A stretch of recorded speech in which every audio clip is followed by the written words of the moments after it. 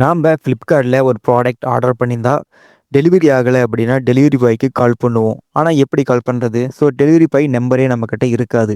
So இப்போ நாம் delivery பாய்க்கு எப்படி கால் பண்ணுறது? ஸோ அதுக்காக தான் இந்த வீடியோ நம்ம பார்க்க போகிறோம். ஸோ டெலிவரி பாய்க்கு எப்படி கால் பண்ணுறது அப்படின்னு பார்க்கலாம் வாங்க.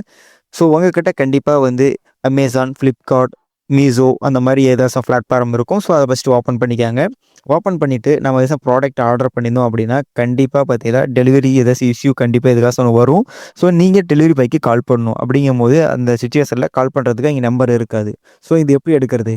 இப்போ நான் பார்த்தீங்களா என்னோட ஃப்ளிப்கார்ட்டில் நான் பார்த்தீங்கன்னா ஆர்டர் பண்ண டீட்டெயில் உங்களுக்கு முன்னாடி ஷோ பண்ணிகிட்ருக்கேன். ஸோ இதில் தான் பார்த்தீங்களா அந்த கால் நம்பர் இருக்குது.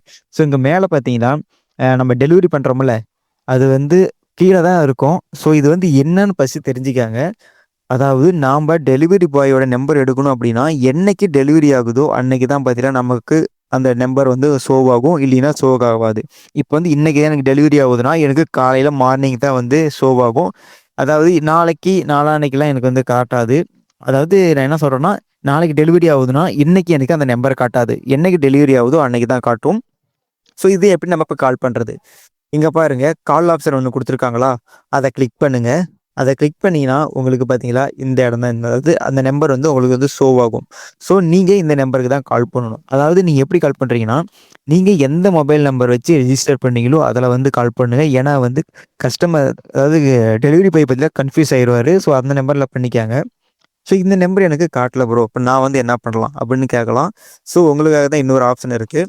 இதில் பார்த்தீங்கன்னா அக்கௌண்ட்ஸ் அப்படின்னு சொல்லி ஒரு ஆப்ஷன் கொடுத்துருப்பாங்க. அந்த அக்கௌண்ட்ஸுங்கிறத கிளிக் பண்ணிக்காங்க.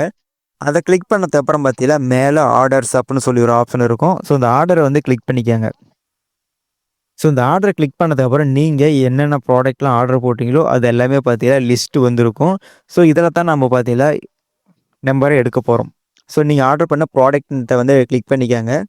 ஸோ கிளிக் பண்ணதுக்கப்புறம் என்டர்பேஸ் இப்படி தான் இருக்கும். இதில் உங்களுக்கு மொபைல் நம்பர் ஷோ ஆகலை அப்படின்னா என்ன பண்ணணும்? மேலே பார்த்தீங்கன்னா ஹெல்ப் அப்படின்னு சொல்லி ஒரு ஆப்ஷன் கொடுத்துருப்பாங்க. அந்த ஹெல்ப்புங்கிறத கிளிக் பண்ணிக்காங்க.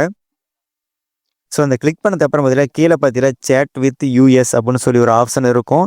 ஸோ அதை கிளிக் பண்ணிக்காங்க. அதை கிளிக் பண்ணதுக்கு அப்புறம் உங்களுக்கு பார்த்தீங்கன்னா நெக்ஸ்ட் பேஜ் போகும். நெக்ஸ்ட் பேஜ் பார்த்தீங்கன்னா உங்களுக்கு அதாவது நம்ம கஸ்டமர் கேட்டு தான் நம்பர் கேட்க போகிறோம். இதில் பார்த்தீங்கன்னா ஒரு 4 ஆப்ஷன் உங்களுக்கு காட்டும்.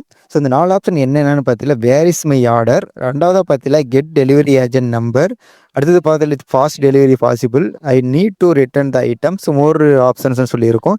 நமக்கு தேவையானது பார்த்தீங்கன்னா ரெண்டாவதாக இருக்கிறது தான். ரெண்டாவதாக என்ன இருக்குதுன்னு பார்த்தீங்கன்னா get delivery agent number. So அதை கிளிக் பண்ணிங்கன்னா உங்களுக்கு பார்த்தீங்கன்னா ஒரு மெசேஜ் ஒன்று சென்ட் ஆகும். ஸோ எனக்கு பார்த்தீங்கன்னா நான் டெலிவரி வாங்கிட்டேன், அதனால எனக்கு இந்த மெசேஜ் வந்திருக்கு. உங்களுக்கு என்ன வரும்னா, நாம் முன்னாடி ஒரு நம்பர் பார்த்தோம் இல்லைங்களா? ஸோ அந்த நம்பர் தான் பார்த்தீங்கன்னா உங்களுக்கு முன்னாடி ஷோ ஆகும். அதில் நீங்கள் டேரெக்டாக அந்த நம்பரை எடுத்து கால் பண்ணிக்கலாம். அதில் பின் நம்பரும் இருக்கும். பின் நம்பர் எப்படி போகிறது அப்படின்னா, நீங்கள் அந்த நம்பருக்கு முன்னாடி தான், அதாவது எக்ஸாம்பிள் 1, 2, 3 அப்படின்னு நம்பர் இருக்குது அப்படின்னா பின் நம்பரை அதுக்கு முன்னாடி போடணும். ஸோ அப்படி போட்டு தான் நம்ம கால் பண்ண முடியும்.